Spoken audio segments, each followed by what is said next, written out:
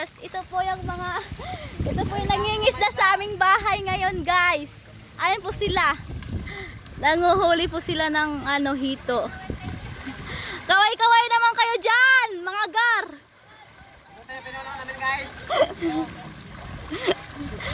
Hindi nyo naman, naawa naman po kayo dito kasi ang init, ang init dito nagbibidyo. Ayan o. Ang init. Anip, di pa ako nakadala ng payong.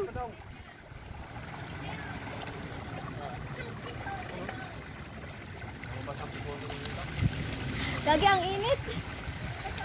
Ito po yung hanap buhay namin sa Bulacan. Ito kami guys, hirap na. Hirap na nga daw sila eh, ang init-init. Ngayon ko lang po naranasan. Na ganito pala yung trabaho ng mga magulang ko. Hindi na daw kaya. Hi namin guys, ang liit. Kubo lang po kasi yan. Ayun lang po guys, salamat. Pa-support na lang po. Bye-bye.